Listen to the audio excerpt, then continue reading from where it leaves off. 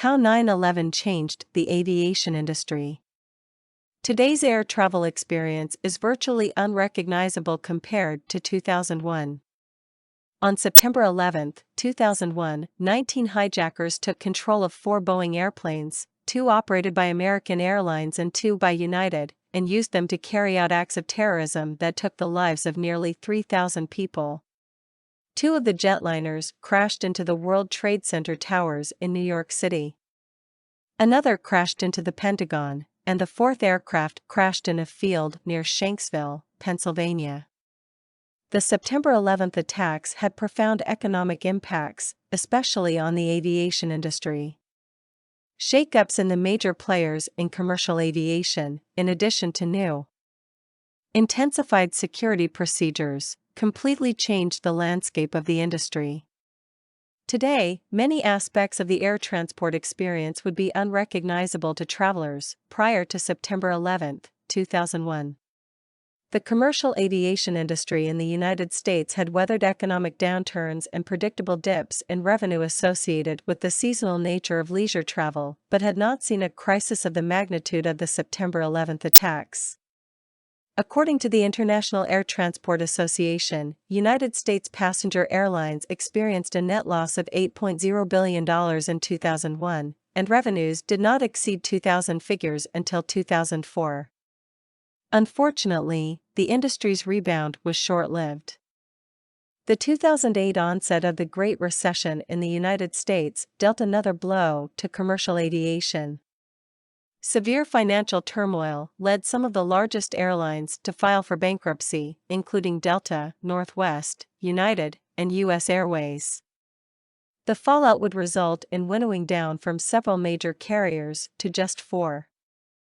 Unfortunately, the industry's rebound was short-lived. The 2008 onset of the Great Recession in the United States dealt another blow to commercial aviation. Severe financial turmoil led some of the largest airlines to file for bankruptcy, including Delta, Northwest, United, and U.S. Airways.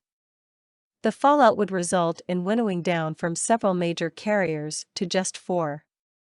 Airlines identified new, sustainable revenue streams in the wake of the upheaval. Many began charging for meals and checked baggage and divided the economy cabin into subclasses that came with paid perks, such as priority boarding. They also added more seats to maximize revenue for each flight, resulting in a reduction in passenger comfort.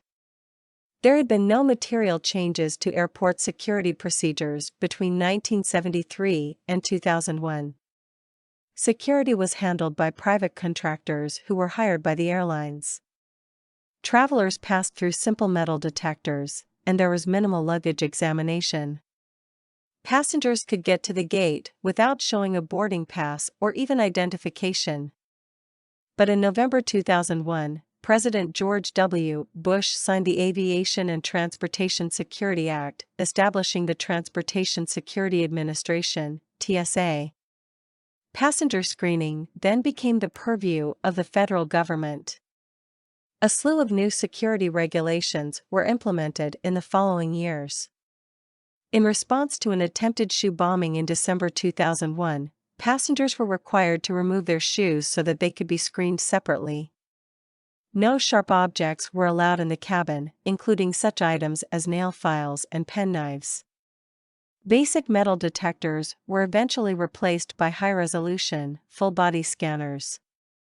After the transatlantic bomb plot of 2006, TSA imposed new rules stating that any liquids or gels carried onto the aircraft must be limited to 3.4 ounces and must fit into a single, clear, resealable bag no larger than 1 quart in size. Laptop computers and other electronic devices had to be removed from carry-on baggage as they passed through new 3D imaging X-ray machines.